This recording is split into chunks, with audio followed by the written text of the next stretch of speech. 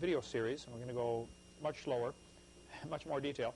The book we just passed out, The Long War Against God by Henry Morris, is just an excellent book. One of the best I've ever seen, tracing the history of evolutionary thought. See, evolution didn't start with Charles Darwin. It started with Satan in the Garden of Eden.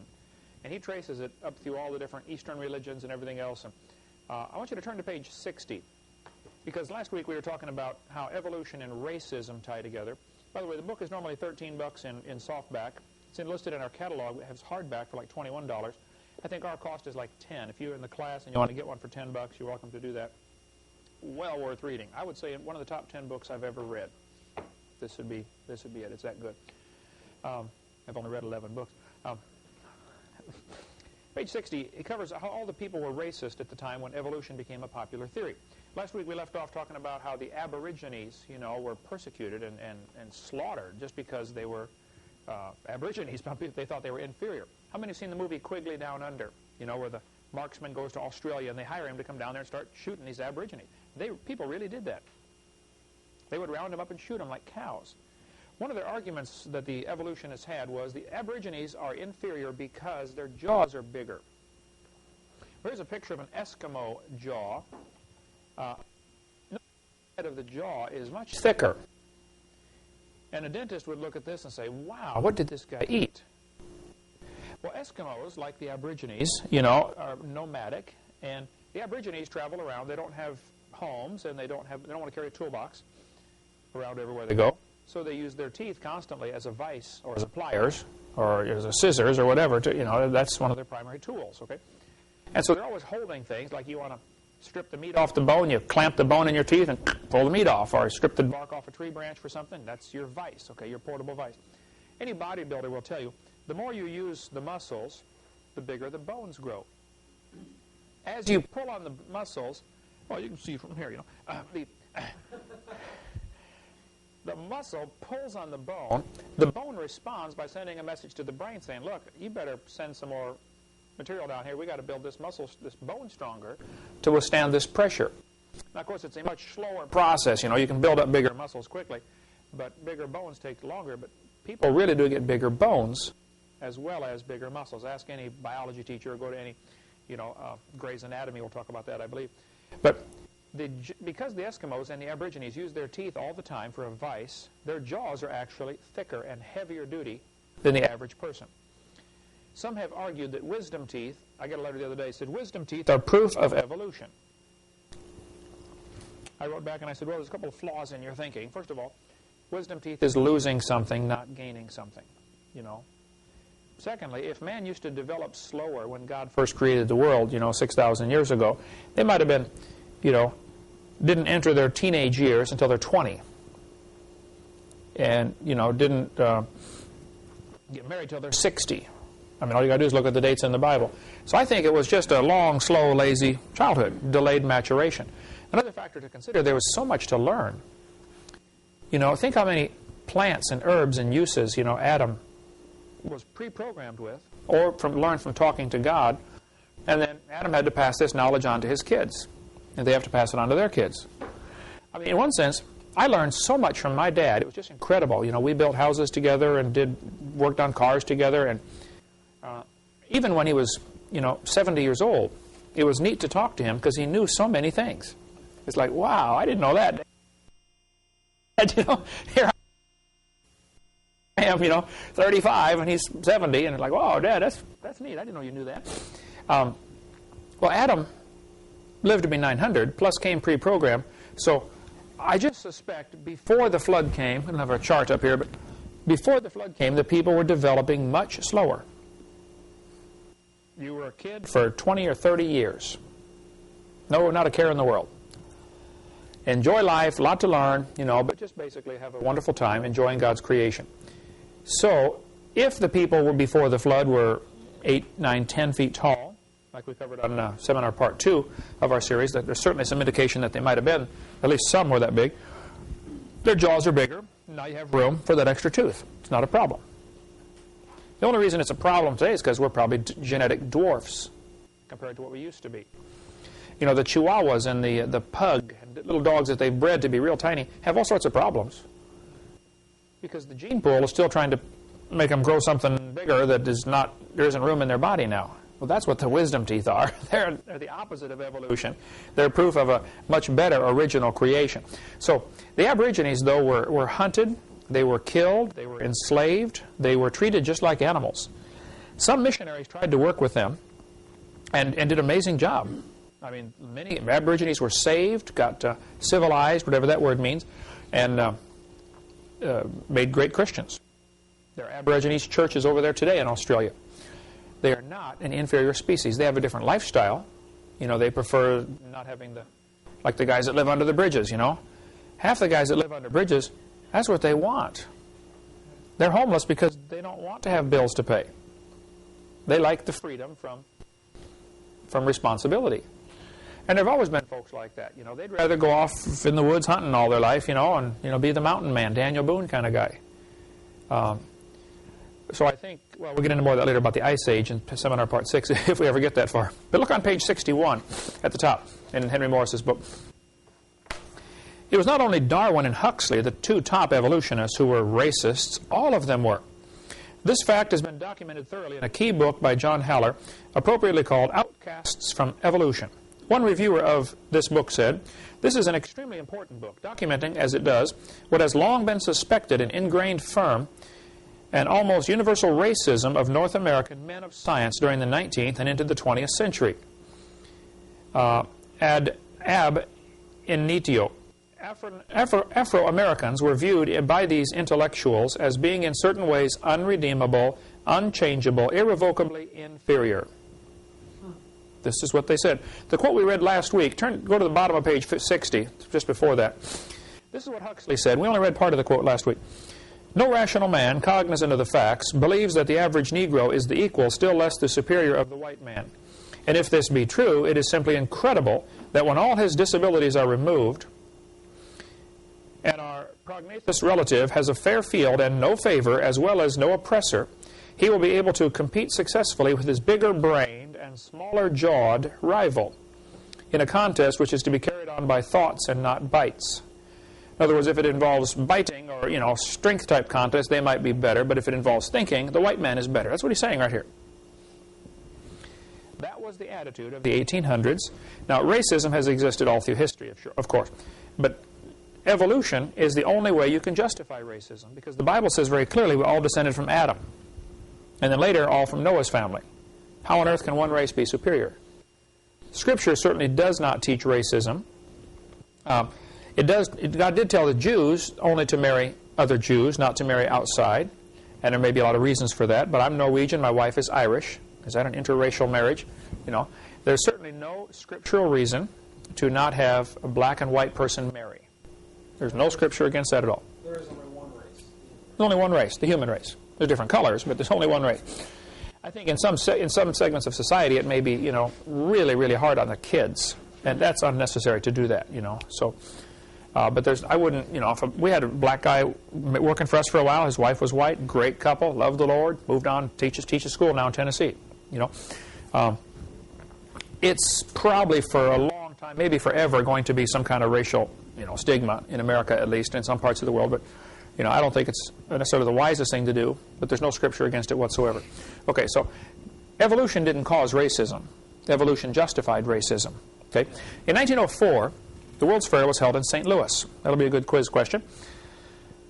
At the St. Louis World's Fair, if you go to the St. Louis Zoo today, you can still see many of the buildings and places where after they had the World's Fair, they gave this area to the zoo and or science center, I believe, in St. Louis. The buildings are still being used. One of the displays had 2,000 what they called primitive people on display to demonstrate their lack of evolutionary progress. Indians were put on this display, pygmies from Africa. There was a whole pygmy village set up at the St. Louis World's Fair in 1904. Dead or alive? They had them living there, you know, doing their little things, you know, making their stone tools, and people would come by and watch them. Oh, isn't that cute? You know, what a shame. He's so inferior. He's so stupid. If only he wasn't black. If only he was like us white people. You know? Wow. I mean, that's what was, and that's in America, in St. Louis, 1904. Anthropologists designed the entire display. Ota Benga was one of the pygmies from Africa. He was taken away from his wife and 2 children and put in a cage with chimpanzees. He lived with the chimpanzees, not all the time. He got out, from time to time. But he got converted. Somebody led him to the Lord, but he just never could get over this stigma. Oh, you're the guy that was in the cage with the monkeys. Ha, ha, ha. He ended up killing himself, committed suicide. This attitude, though, even into the 1900s, even into the last century, was because of evolutionary thinking. Theodore Roosevelt, as good a man as he was, and he was a great godly man in many ways, okay, and certainly a great patriot in many ways, he was strongly influenced by the evolution theory. He believed the Indians were an inferior species. Most people believed that back in those days. And if you look at some of the old westerns, they often called the Indians savages. And they portrayed them as, wicked, evil savages. Really, there are very few movies about the Indians that portray them as the good guys. It's almost always the bad guys. I can remember as a kid growing up, we played cowboys and Indians. It's just, everybody did. I don't know back in your era if it was that way or not, but the movie Dances with Wolves is, one of the few movies that portrays the Indians as the good guys and the white people as the bad guys. It just is sad that what happened. We visited in Arizona and right near the Four Corners, an Indian reservation, and I have spent, quite a bit of time, I guess, talking with Indians and discussing their religions and their beliefs and stuff like that. There still today is a stigma with some people versus the Indians. Some people still think they're inferior for some reason. Genetically inferior. And what's happened because of the dumb things we did to the Indians back in the 1800s, it's about like the welfare for the black people, or for primarily the black people. It has just destroyed their work ethic in many cases. It's destroyed their character, destroyed their families because, they don't have a father in the home. And 65%, I believe now, of black births are illegitimate. 65? 73 you heard today? The welfare has destroyed the whole black culture. I remember as a kid we had friends that were black and they were hardworking like everybody else, and took care of their family like they're supposed to, It's so sad. And that's what happened to the Indians. So many of them now. When I was down in Chinle, Arizona, and in Farmington, New Mexico, for a couple of weeks working with the Indians there, a large percentage of them are alcoholics. They get their monthly paycheck and go drink till they run out of money. The man has no purpose, in the family. So he's a drunk and mom raises the kids. It's a matriarchal society. Welfare does that. Theodore Roosevelt said, I wish very much that the wrong people could be prevented entirely from breeding. And when the evil nature of these people is sufficiently flagrant, this should be done. What's he saying there? You should sterilize them. And by the way, in the early 1900s, there was a lot of this going on. Many mental institutions would take people that they thought were mentally retarded, sterilize them, so they wouldn't have children. I mean, thousands, if not hundreds of thousands, this happened to. Lots of people, just forced sterilization.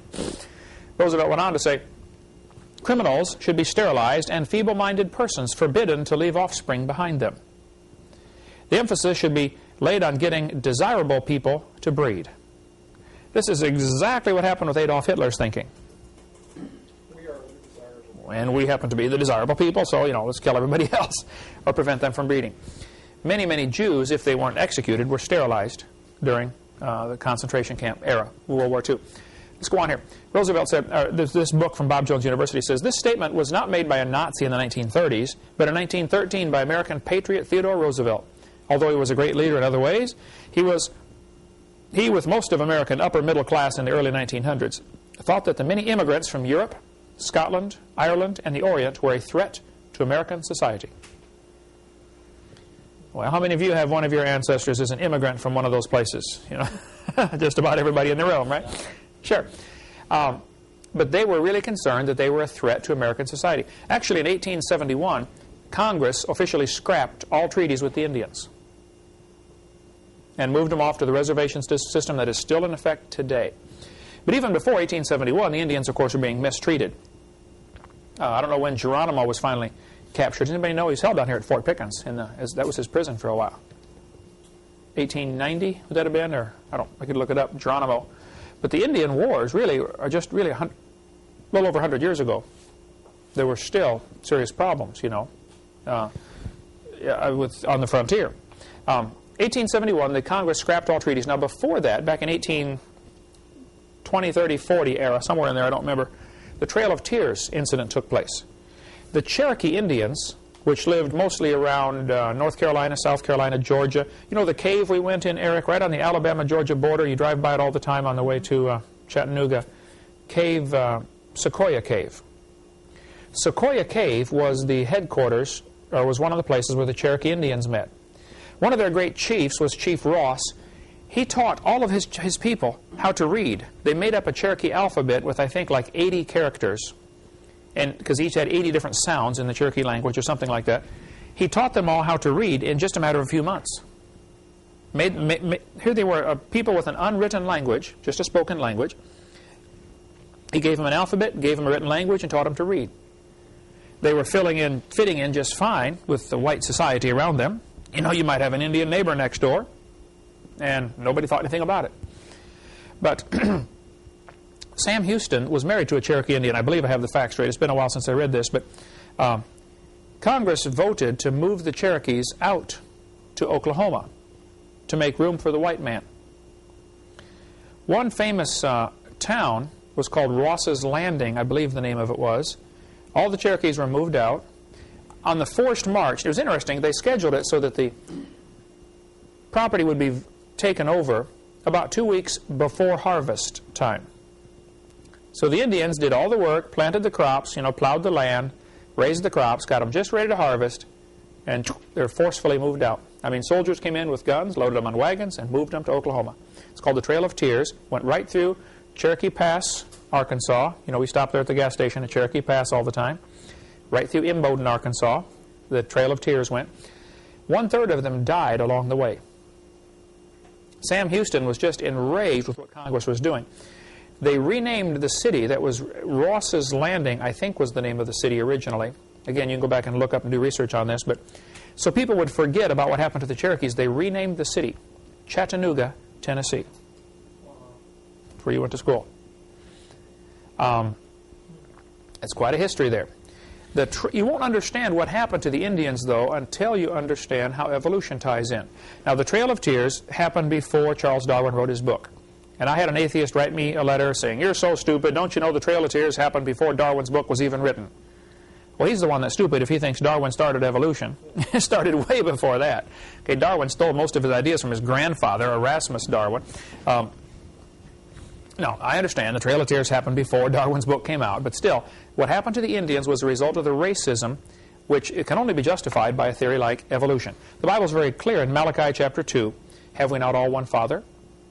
Hath not one God created us? Why do we deal treacherously, every man against his brother?" I worked for 17 years driving a bus every Sunday and often Wednesday in an all-black neighborhood for church, bringing kids to church.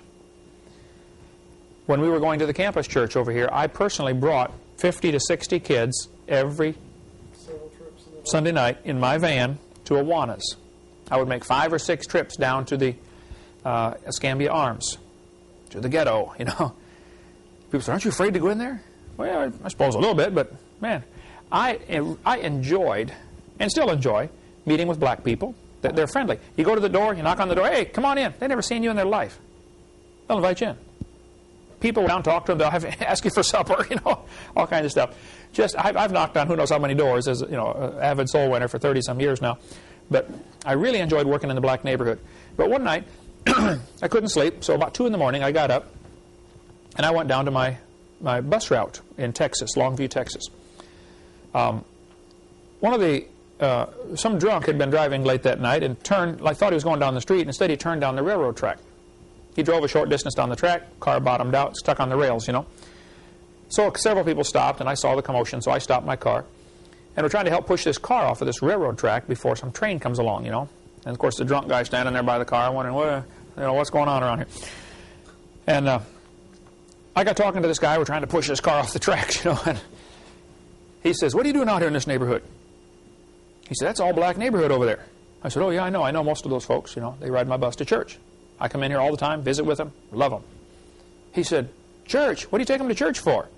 I said, well, we get them saved, and teach them how to love the Lord and serve God and do what's right. He said, saved? He said, black people don't have souls. I said, are you part of the KKK? He said, yeah, how'd you know?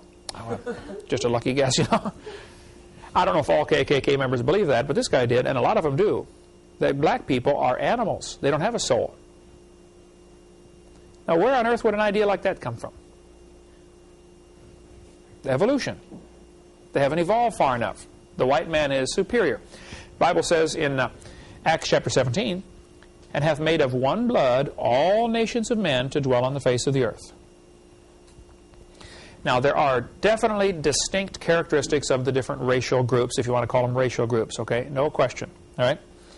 I've dealt with the Japanese when I was in Japan, and they're often very polite, very sweet, very mild-mannered, very humble, but there's kind of a pride because they're humble, and they resist the American gospel in many ways. I was over there, and pastors will work there for 20 years to get a church of 10 people. They don't want it. They look at American news, everybody's killing everybody. They don't have that problem in Japan. I mean, they're 10 times more crowded than we are. And their crime rate is way down. They don't want what we got. You want us to accept American gospel? No thanks. We don't want what you've got. So different racial groups, no question, have certain characteristics about them. The Indians with the high cheekbones, the Norwegians with the blonde hair, et cetera, et cetera. But we're all descended from Adam and then later from Noah's family. So there's no reason to be a racist. Darwin said, a married man is a poor slave, worse than a Negro. I won't ask how many of you agree with that statement, but the fact is, if a professor said that today, how long would he keep his job? Or his life? Yeah, not long, right? And yet Darwin is touted in schools as one of the great, heroes, one of the great scientists of the world. He was a racist. He was a woman hater. He finally married his first cousin. Nobody else would take him, apparently. Darwin wanted to raise a race of purebreds, great. He thought if you marry close to the family line, he thought, since I'm so great, I'll marry somebody closely related to me. And we'll produce, super kids. Well, it didn't work. Okay, you get a bunch of rednecks when you do that these days. Darwin. Yeah, we'll get to that in a minute. Darwin said, the chief distinction in the intellectual powers of the two sexes is shown by man's attaining to a higher eminence in whatever he takes up than can woman. Whether requiring deep thought, reason, or imagination, or merely the use of the senses and hands, the average of mental power in man must be above that of women.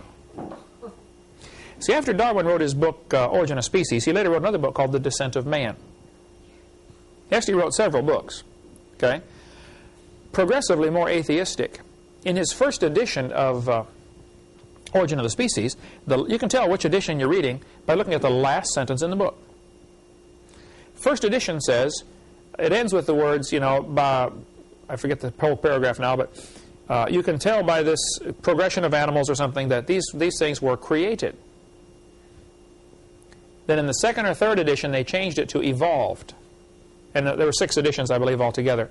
And the first one, or at least the first one, maybe the first 2, have the word created in there. Then they took that out. It became evolved. But in his book, Descent of Man, Darwin also said on page 588, thus man has ultimately become superior to woman, poetry, strength, voice, etc. Darwin believed in inbreeding. He married his maternal father's granddaughter, who was also his mother's niece, which makes her his first cousin, okay? Which is illegal in all but 3 states here in America. The best man in my wedding, good friend of mine through school, went to a church that believed a few things a little strange, and they had to marry somebody of their own faith. Well, there aren't many of that particular, kind of real narrow faith, so he married his first cousin. He had to go to North Carolina to do it, I believe. Only a few states allow first cousin marriages. Almost all states, it has to be at least second cousin or further distant, just so you don't have genetic problems. Here's what happens. The chromosomes in your body is like a ladder from here to Chicago. It's twisted up. Okay? Each rung of the ladder is called a gene. And there are millions and millions and millions of them. Man currently has about at least 3,500 defective genes. Kind of like in your computer, you may have a program that's got a bad file. Well, the computer can work anyway, okay? You might have a few broken wrenches in your toolbox, but you can still, work with stuff. And there are about 3,500 defective genes in the average human gene pool. If you marry close to your bloodline, the probability of the same genes being defective are very high. So you're more likely to produce deformed children. That's just, though it's a Russian roulette with 3 bullets in the chamber, Not a good way to do it. Darwin married his first cousin, okay? He wanted to produce a superior stock. This is from the book In the Minds of Men by Ian Taylor, which is also just an awesome book. I mean, it's huge, but we sell it through our ministry, and it's just a tremendous book. They had 10 children. Mary died shortly after birth. Anne died at age 10. Robert was born retarded and died at 19 months. Henrietta had a serious breakdown at age 15. 3 of his other 6 sons were ill so often, Charles regarded them as semi-invalids. That's race of thoroughbreds. As your race of thoroughbreds, all right. Okay? Ask anybody that raises cats or dogs or anything. If you allow them to breed back very, very close to the family line, you start to get some real strange things happening. A lot of the hybrid dogs, Chihuahuas, for instance, they're schizo. Run around, yip, yip, yip, yip, yip, yip, all day long. The only cure is duct tape or a ball bat, Shut up, dog, okay? I don't recommend that. I've never done that to a dog. Some skeptic's going to get this tape and say, oh, Hovind believes in beating dogs. No, I don't.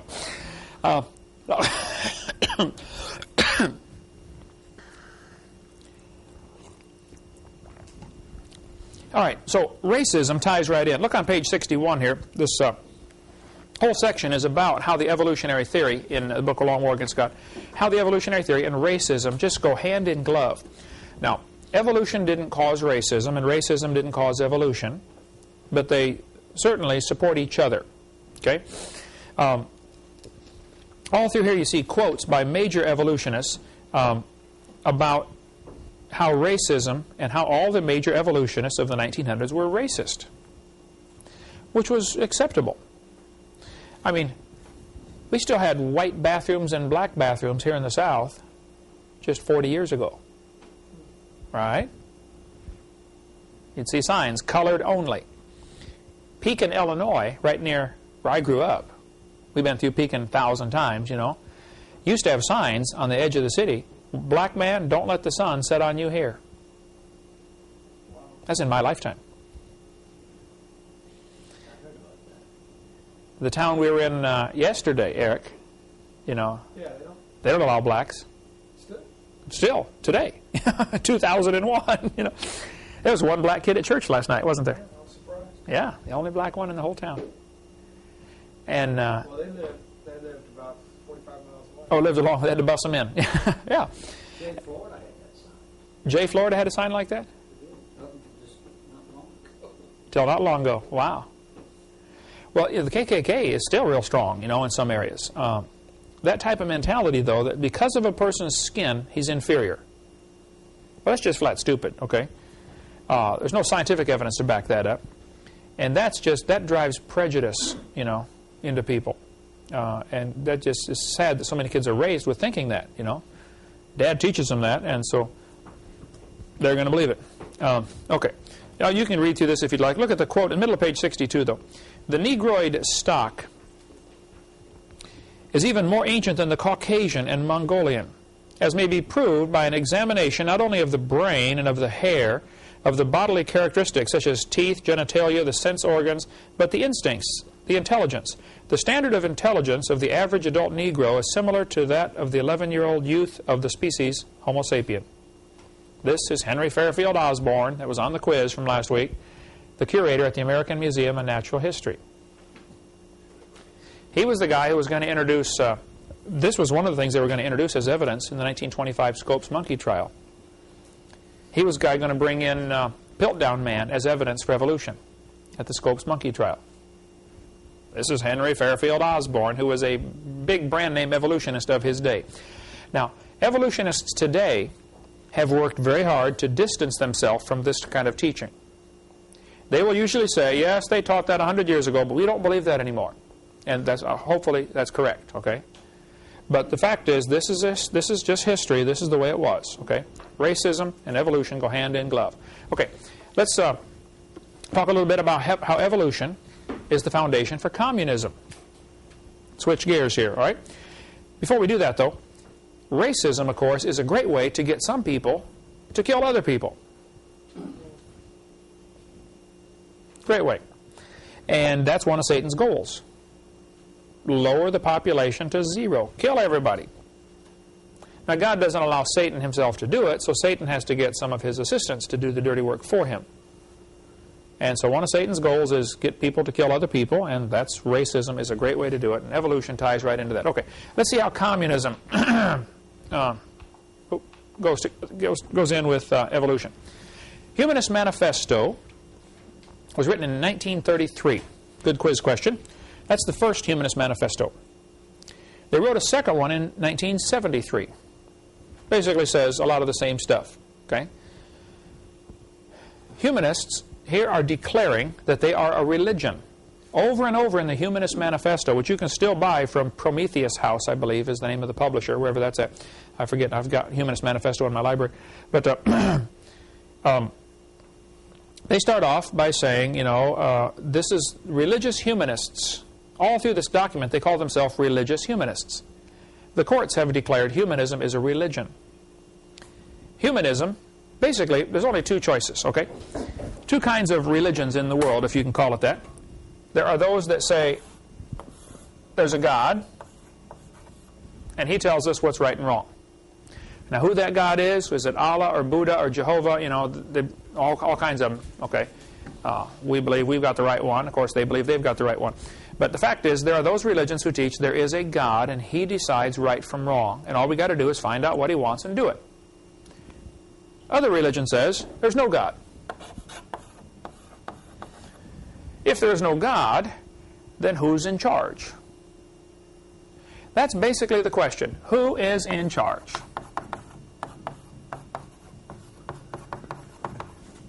Now, we will see later how important this question is when we see what's happening with the New World Order and with our money supply, Federal Reserve notes. We're going to get into a lot of interesting things. Redeeming the straw man, income tax, which is voluntary, by the way, for most Americans, which we'll get into later. That's why I said this class is going to be very politically incorrect. I happen to strongly believe God's in charge. He owns this place. If there is no God, though, that brings up an interesting question. Who's in charge? I asked an atheist student one time in Pennsylvania. He sat in the class, in the auditorium when I spoke to the auditorium there in Pennsylvania. He said, Mr. Hovind, I'm an atheist. I said, really? He said, yeah, there is no God. I said, well, then tell me, son, how do you decide right from wrong?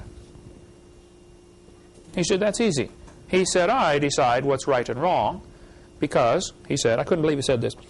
He said, I'm the God of my own universe. I said, man, I'm glad to hear that, son, because I'm going to shoot you in 5 minutes. He said, you can't do that. I said, oh, yeah, I can. You see, I'm the God of my own universe. If evolution is true, then man is God. We're it. That's exactly what humanism says. Humanism basically says, look, there is no God, therefore man is God. We have evolved the farthest, so we decide what's right.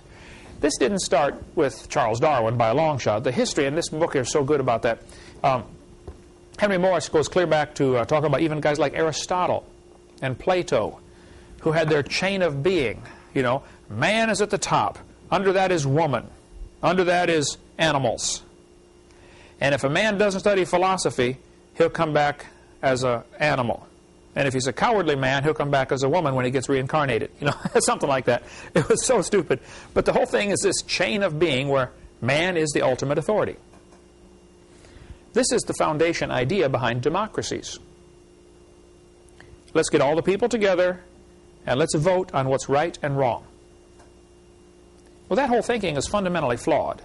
If there's a God, then God decides what's right and wrong. We don't get together and decide right and wrong. And a lot of politicians, try to decide right from wrong by You know, which way is the wind blowing? You know, how do you tell? Which way is most of you going? Majority opinion is a dumb way to tell right from wrong. You got to have a book. Thus saith the Lord. This is right, this is wrong. If you don't have that, you really have a problem. You're like a ship in a storm with no anchor and no sail, no direction, no compass, no way to tell what's right and wrong. And that's the problem in America today, and that's the problem with American kids today. They don't have a guide and a compass. Here's how I tell right from wrong. Kids that are raised in Christian homes don't always turn out right, but most of them at least know there's a right and a wrong, and they know why. Now, whether they choose it or not is another story. But kids that are raised with the humanist idea that, you know, man is God, how are they going to tell right from wrong? Maybe that's why there's such a high percentage of immorality, premarital sex, you know, abortion, divorce, on and on and on. Go back to seminar part 1, you know, all the evils. So, Humanist Manifesto, number 1. This is the first tenet. This is what they start off. I think there were 10 planks in their manifesto, or 10 tenets. First one, humanists regard the universe as self-existing and not created. Well, guess what that says? There's no God. Therefore, that makes us God. We're in charge. That's the Humanist Manifesto, plank number 1. Communism and humanism and evolution are triplets. Okay, they all go together. You can't have communism without evolution. Last week I spoke in 6 different Russian churches in, where was I? Portland, Oregon, and Vancouver, Washington. The Russian whole system of communism that caused untold suffering to those people is based on evolution. The solution to fix Russia's problems is creation evangelism. Get the gospel in there and bring in the idea there's a creator. See, we had people come to America. The immigrants came to America for, you know, hundreds of years, and many of them brought with them what's called a Protestant work ethic. There's a God. I shouldn't steal. I should work hard. I should, you know, I should get the fruit of my own labor. The harder I work, the luckier I get. And that Protestant work ethic, as it's called, says, look, just work hard, don't steal from anybody, do right, and, you know, eat the fruit of your own labor. Drink water out of your own cistern, the Bible says. Okay, well, after the quick break here, we'll get into more on how communism and evolution tie together. And this will take quite a while as we go through the 10 planks of the Communist Manifesto and the 8 rules of revolution that the communists have for taking over a country. And we're going to get bogged down on some of these, I'm sure. But feel free to ask any questions if you'd like. Okay, quick break.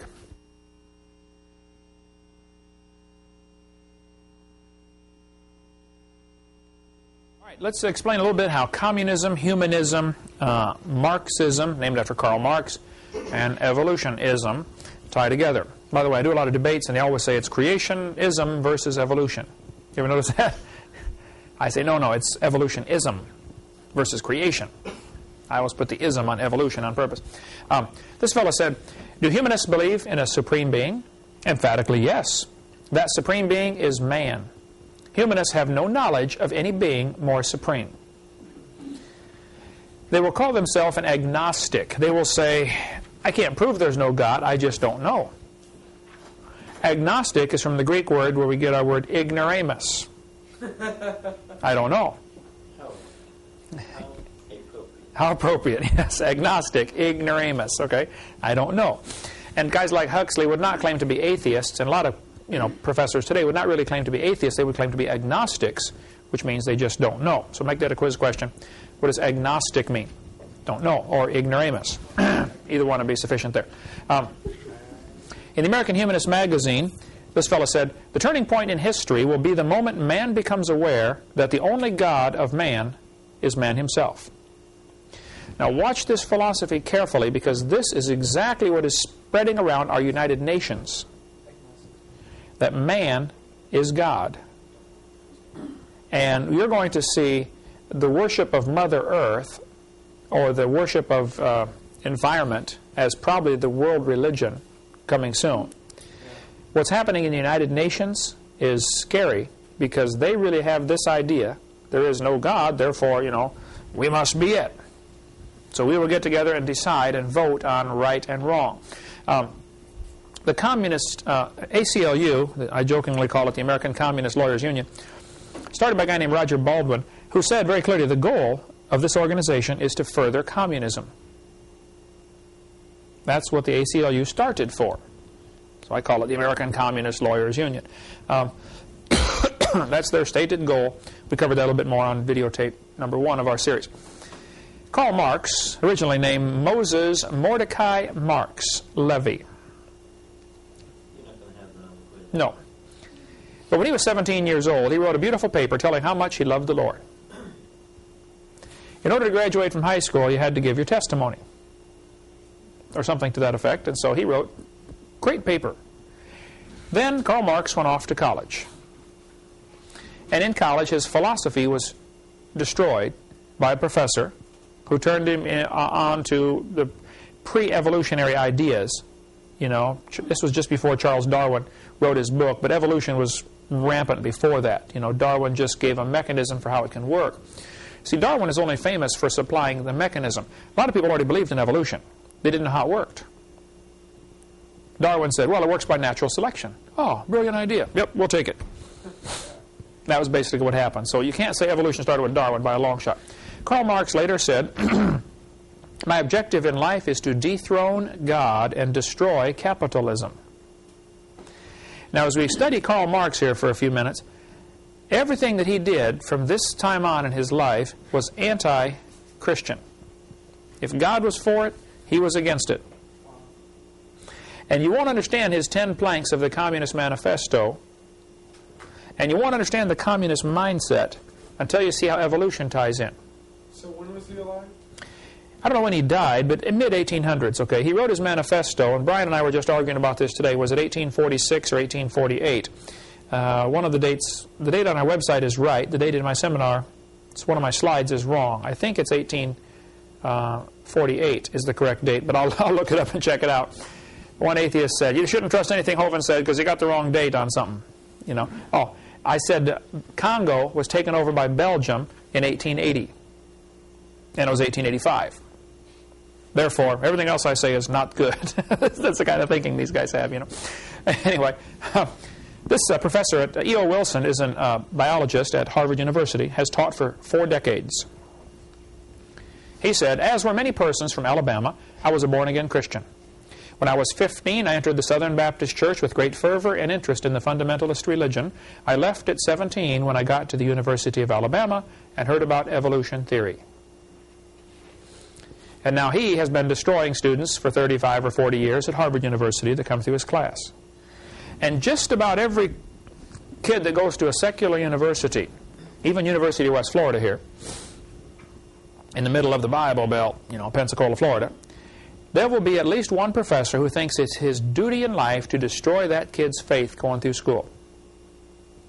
And a very high percentage of kids get their faith destroyed going through school. Professor Wentworth, he said, when I entered Harvard in the fall of 1924, I was not only a Christian, I was also an avowed candidate for the ministry. Then for 4 years I underwent a process of mental readjustment which shook my little world to its foundations. Through it all, only one thing was clear to me. If I could reconcile religion with intelligence, I knew that I could go on into my chosen career, fortified by the experience. If I could not, every consideration of honor would compel me to make other plans. In the end, I gave up the ministry.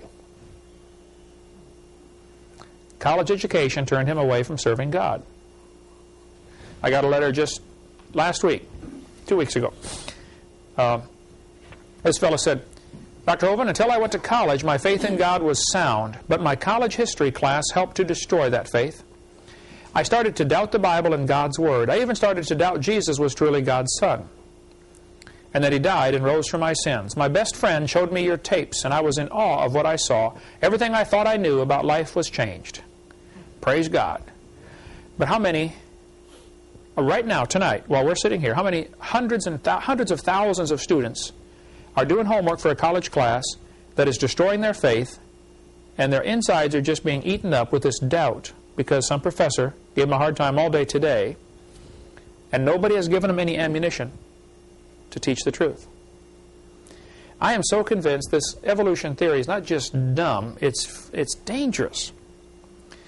What happens, Satan is using this theory, of course, to keep people from hearing the gospel. Many people refuse to even listen When I tried to witness to my brother's best friend, Mike, who lived just the next street over from us when I was growing up, I tried to witness to Mike, and he was going to college in Peoria, Illinois there, and he started telling me all about evolution. He said, I'm sorry, I don't need your gospel, I don't need your Jesus, because, I'm going to college, Evolution is how we got here. And I couldn't get anywhere with him. I was a brand new Christian myself, sophomore in high school, he's a sophomore in college, and I didn't know how to witness to him. That was one of the events, I guess, in my life that caused me to start getting interested in finding an answer to this, because this evolution theory is hindering folks from coming to listening to the gospel, for one thing. Those that are already saved and then go off to college like these guys and get their faith destroyed end up being unfruitful. The professor here, Wentworth, for instance, he's going to heaven. He's going to be there with all of us. But how many folks is he bringing with him? Probably none. What about Wilson, the biologist at Harvard University? How many souls has he led to the Lord, do you think, in the last 40 years? How many could he have led to the Lord had somebody not destroyed his faith at Alabama University of Alabama? The Bible's real clear on this, Matthew 18:6, you better be, if you offend one of these little ones that believe in me, you'd be better off with a millstone hanged about your neck and drowned in the depth of the sea. This is a serious offense. Interesting quote here. Christianity has fought and still fights and will fight science to the desperate end over evolution. Because evolution destroys utterly and finally the very reason Jesus' earthly life was supposedly made necessary. Destroy Adam and Eve and the original sin, and in the rubble you will find the sorry remains of the Son of God. Take away the meaning of his death. If Jesus is not the Redeemer who died for our sins, and this is what evolution means, then Christianity is nothing. The American Atheist Magazine, 1978. And they're right. If evolution is true, Christianity is nothing. Jesus died on the cross for no reason. He's just another martyr for a cause. This battle... Now, I want you to notice what this guy said. Now, he's writing this in the American Atheist Magazine, okay? Look back at the first sentence here. Christianity has fought, still fights, and will fight science to the desperate end. No. We don't fight science. We fight evolution because we feel it's not part of science. But even in his quote, you can see trying to sneak evolution as part of science. Evolution is not part of science. Evolution is a fairy tale. It's a religion that people believe in because they don't like the other alternative. But from the book video, Let My Children Go, which is tremendous, they said in there 75% of children raised in Christian homes who go to public college and public schools will reject the Christian faith by their first year of college. 75%. I remember my first day in sociology class at Illinois Central College. I was a little scared anyway, first day in college, High school's a little more secure. You go to college and it's just kind of a whole new world.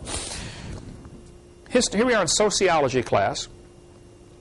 This fellow with real long hair, growing around the fringe and bald in the center, going to be our teacher for the class. He said, okay, students, are there any Christians in the room? I raised my hand. He said, what's your name? I said, Ken Hovind. He said, Mr. Hovind, so you're a Christian, huh? I said, yes, sir. He said, well, tell me, can your God do anything? I said, yes, sir. By the way, that's not true, okay? God can't learn. He already knows it all. He can't lie.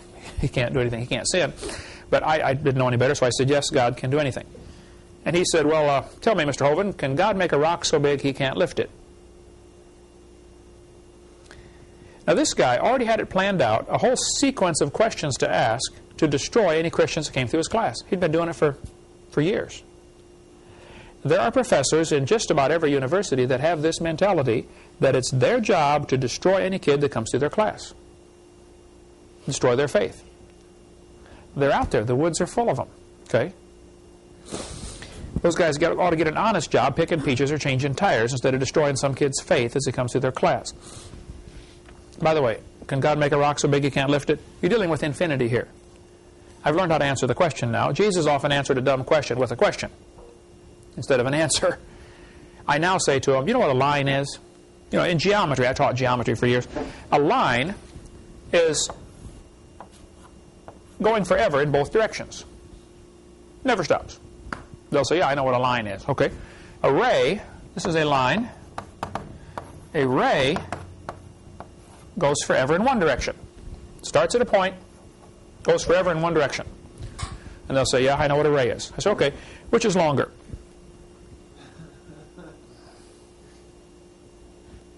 Well, they're both infinite, okay? Neither one's longer than the other. And as far as, you know, the rock and God can make a rock. All I could say at the time, I said, God can make a rock so big you can't lift it. Which is still true, by the way. You can. But there's so many kids. I mean, we get letters and calls here. I don't know how many emails I get. Probably close to 100 a day. Probably more than that. Martha filters do a lot of them first. But it's unreal how many folks write us and call us, or sometimes they're crying on the phone so hard they can't even talk, because our tapes give them back something that the professor took away when they went to college. You see that all the time when you're out speaking, you know. It's just like, wow, I wish I'd have had this information 10 years ago, you know. Because this is the center of the battlefield right here. This evolution theory is Satan's favorite tool to destroy people. Karl Marx based his philosophy of communism on evolution. Now, he was already thinking up these theories. Marx never worked a day in his life. He was a loser, okay? He was a bum. He was a moocher, okay? A leech. Sucked the blood out of everybody else. Never worked a day in his life. A guy named Engels, a rich guy from England, kept supplying him money so that Marx could think and write his theories. Marx was an absolute loser, okay? He had 6 children. 3 died of starvation in infancy. He wouldn't work, didn't have any grocery money. Kids died of starvation. 2 others committed suicide. Not a very successful father, I would say. Only 6 people attended his funeral when he died in 1883. When Darwin's book came out, Marx read the book, wrote a letter to Engels and said, Engels, this book by Charles Darwin is perfect to justify our theories of communism. This book takes away the need for God. Therefore, man is God. See, you cannot have communism and Christianity. They don't coexist. They can't. The 2 philosophies are mutually exclusive. Either there's a God that decides right from wrong, or man decides right from wrong. Karl Marx wrote the Communist Manifesto. I have the date on here of 1848. I believe that's correct. The one on the website is the correct one. I'll fix this if this is not right. But he had 10 planks, 10 things that he believed. We'll go through one by one here. I'll give you plenty of time to write these down. His first plank of the Communist Manifesto was abolish private property. And we'll probably ask you on the quiz to pick any 3 or 4, and maybe some bonus if you can list more, of the planks of the Communist Manifesto. These are 10 ways to destroy a capitalist country, to destroy a Christian nation, and establish communism. See, now, Peter, you were raised how long under Soviet Union? 8 years. 8 years, okay? And your family for generations back before that, right? Communism doesn't allow you to own private property. Finally, I don't know when, 1950s or something like that, so many people were starving under the communist work program. You know, they had these huge collective fields, you know, this 10 billion acres belongs to the government. Everybody go out there and work all day, you know. Who wants to go work on a field they're not going to get any result from? So even today, a huge percentage, I heard 70%, it may be more than that or close to that, of the food raised in Soviet collective farms never makes it to the table. It's either not harvested, oops, we forgot to harvest it, so it rots, or it's harvested and stored in huge piles and the rats eat a bunch of it, or the birds, they just store it in big piles, because it's not privately owned. If anybody that's ever owned a house and rented it out to somebody else will understand what I'm talking about. Okay? The owner has a different attitude toward his property than the renter does. In just about, there are rare exceptions to that, but that is certainly the rule. Okay, there may be exceptions. Under communism, you can't own property. Finally, when so many people were starving, they had to modify communism a little bit and said, okay, you can plant food only in your own little yard. And when I was over there, when you were in Ukraine, I suspect same thing, you know. People's little bitty front yard and backyard is loaded with vegetables. And they grow more stuff in a third of an acre than the communists can grow on 10 acres. Because that's theirs. They're going to take care of it. They were debating on the radio here in Pensacola years ago about Hillary Clinton's health care plan. We ought to have universal health care. This guy's on the radio bragging about how good this would be. Man, everybody ought to have coverage. And they always have some sob story, you know. Some little old grandma in Arkansas doesn't have any health care, and, you know, she needs a surgery on her eye, and she's going to go blind. And I'm sure there's a lot of people suffer, okay? No question, right? But the philosophy is what I want you to get here. And they'll say, see, we ought to have coverage for these folks. And they were bragging about how good it would be to have universal health care.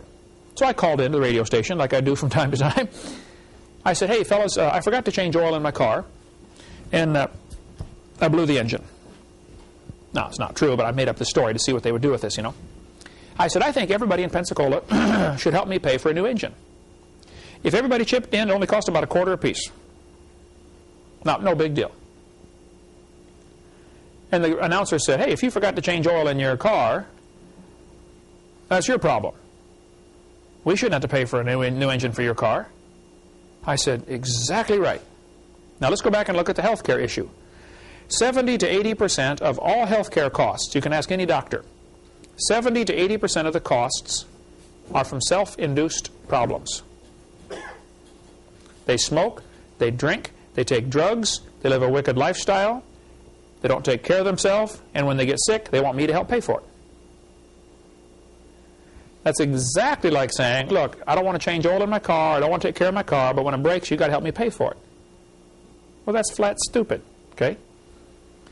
If we had universal auto care, anytime you need new tires, the government will buy them. Anytime you need a new engine, the government will buy them. How would you drive your car? You drive it bad enough now, son. I'd hate to see it then.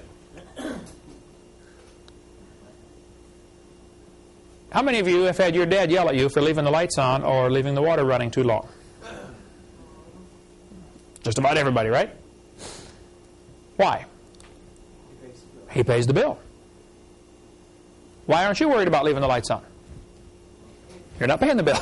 That's exactly right. Let's have universal house care. The government pays all utility bills. Would you worry about shutting the door and leaving the air conditioner on? When the AC's on and it's hot outside, you would stand in the doorway and talk to your friends for hours at a time, wouldn't you? Because you like that nice cool breeze coming by. The thought would never occur to you, you know, this might cost me at the end of the month. That thought would never enter your mind. And with health care, the dumbest thing we could do would be universal health care. Because then people already don't take care of their health. It would be much worse. Much worse. If somebody wants to drink alcohol, that's their business. If they want me to pay when they get sick, now that's my business. People say, don't you feel sorry for them? Yes, I do. But if suppose nobody was allowed to have health insurance.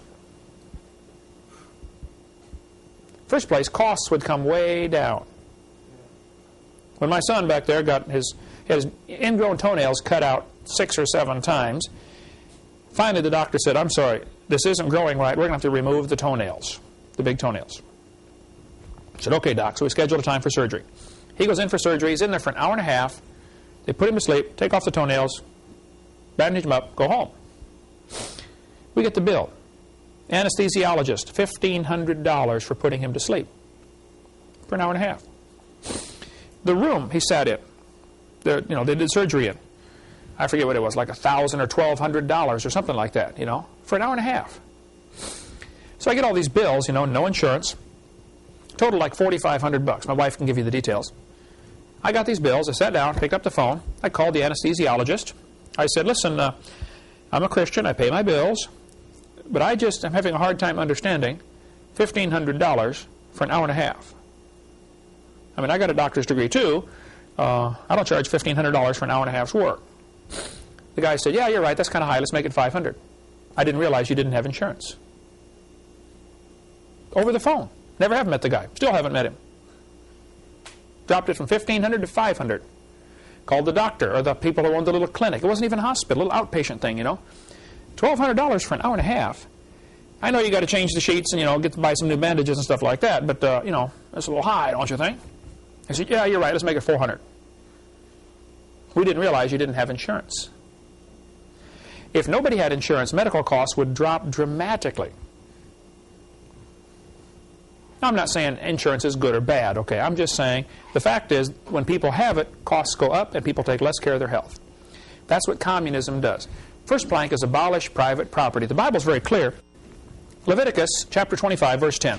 And ye shall hallow the 50th year, and proclaim liberty throughout all the land unto all the inhabitants thereof. It shall be a jubilee unto you, and ye shall return every man unto his possession. What's happening here? Anybody know the story in Leviticus? What was the law they set up? How's it supposed to work? If you lose your property, you get it back in 50 years. Let's suppose, you know, Dad's a drunk. The family loses everything. They know in 50 years they're going to get their inheritance back. So, if you're having hard times, you can't pay your bills, and you want to sell 5 acres of your property, you can sell it to your neighbor until the year of Jubilee. So the neighbor's going to think, okay, we got 7 more years until he's going to get the property back. How much crops can I grow on that land? That land is only worth X amount of dollars because I can only have it for 7 years. Or for 15 years, or for 25 years, or whatever it is. And they would prorate the value of the land based upon how long they're going to have it, because they know they're going to have to give it back. Ownership of private property is essential to freedom. Suppose in Soviet Union, you're not allowed to own property. What's your incentive for working? I hope you saw it when you were there, but I saw it. The lack of a work ethic. And now that communism has not collapsed, by the way, but now that they're giving the appearance that it has, a lot of people simply don't know how to work. They know how to stand in line. They know how to have the government provide for them. But they don't, you know, work for myself. You know, the mafia has just done horrible things over there. And the black market, you know what's happening in Ukraine and in Russia over because of this thing. In 1 Kings, chapter 4, the Bible says, And Judah and Israel dwelt safely, every man under his vine and under his own his fig tree, from Dan to Beersheba. This, in the Jewish mind, is the idea of everything's fine. I got my own vine, I got my own fig tree, got my own property, I'll take care of my family. Freedom is impossible without ownership of private property. And I taught my kids from the time they were little bitty, if this toy, you know, I see some parents, well, you better share your toy with your brother. I really thought about that long and hard. And I said, yeah, I do want my kids to share. However, I also want to teach them property ownership. I'm sorry, Ken Andrew, that is Eric's toy. You better learn to negotiate with him, or deal with him, or offer to trade him, or be nice to him, or ask to borrow it. But I'm not going to force him to share his toy with you. That's his toy. I guess to me, the property ownership principle was important to get into my kids. And I see kids get spankings, you know, because they won't share. Well, I don't know if I'd say, I guess you're getting borderline communism there, you know, making them share it. Hey, it belongs to him. If he don't want to share it, that's his business. You know, I'm disappointed you don't share it. However, it is yours. Do with it as you please. And even in my own family, we each own our own cars. If my son wants to borrow my car, or if I want to borrow his car, we have a mileage rate. Otherwise, there's hard feelings. How many parents, the kid borrows the car, drives it around, uses up all the gas, and thinks he does Dad a favor by filling up the gas tank? Well, that's only 1/4 of the cost of operating a car. You know, what about the tires you wore out, you know, 1%? Or eventually the transmission's going to go bad, or something. You know, all these expenses catch up with you at once. And the fact that you drove it 400 miles to Grandma's, you may not see that expense now, but I will see that expense, you know, in a few years. Something's going to wear out. Certainly you're going to depreciate the value of the car. Buy a $20,000 car, drive it 200,000 miles. How much is a car with 200,000 miles worth? 0, right? You put them in the junkyard. Yeah. So just depreciation. You went from $20,000 to nothing. That's what, 10 cents a mile? It's just depreciation. It costs 10 cents a mile just depreciation. When you look at a car and you're going to buy a car, it says 1996 Ford Mustang, 50,000 miles. Wow. 1996 Ford Mustang, 150,000 miles. What does that do in your thinking to the value of this car? Drops dramatically. Well, guess what? It dropped 1 mile at a time. The more you drive it, the less it's worth. That's just plain and simple. So, private property ownership is essential. Karl Marx said, no, you have to take away private property. Communism won't work if people have private property. Our founding fathers had a philosophy in this country. Life, liberty, and pursuit of happiness was the slogan. Now, that was a mistake, okay? The original slogan was life, liberty, and property. Property ownership. The whole principle behind being able to defend yourself is the fact that you own your body and you can defend your body.